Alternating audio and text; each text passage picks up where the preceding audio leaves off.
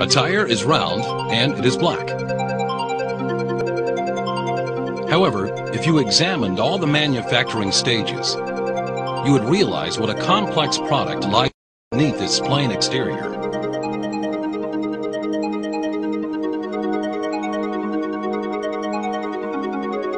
In actual fact, leaving the natural and synthetic rubbers aside, more than 200 different materials are combined to manufacture the tire that we know so well.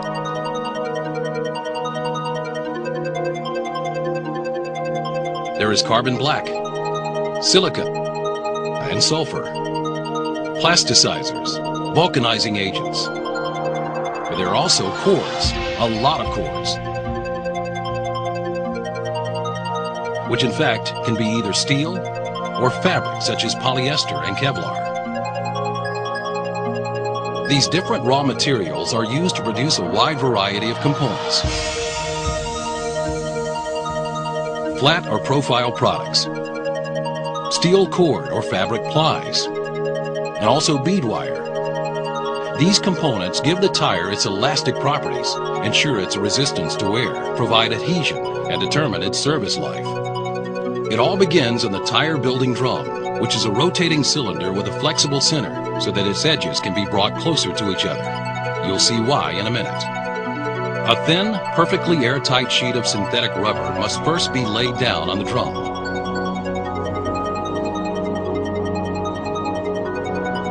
This will act as an inner tube inside the finished tire.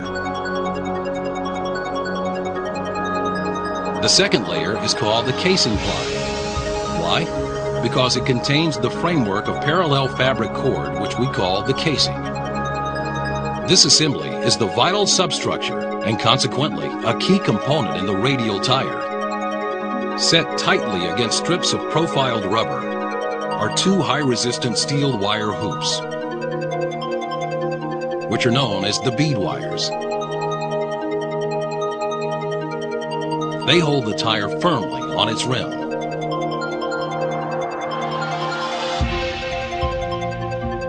The casing ply is then folded up over the bead wires to hold them securely in place. Other components are added with the same degree of accuracy. Some tires have dozens of them. But don't worry, we'll not describe them all in detail. However, take a look at the sidewalls. They are made of rubber, both flexible and tough, to protect the tire from side impact. Then, by inflating the central part of the drum, its edges are brought closer to each other.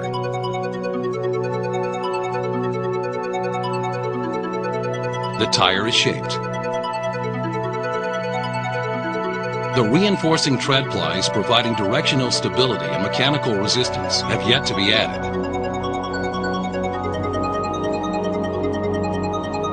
Fine but highly resistant steel cord strengthens these plies. Being laid crosswise to the casing ply, it forms shape-retaining triangles.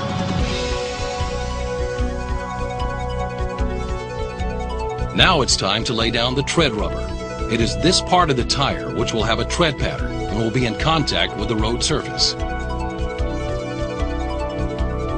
The unfinished tire is then put into the curing mold, which has all the tire markings and the tread pattern.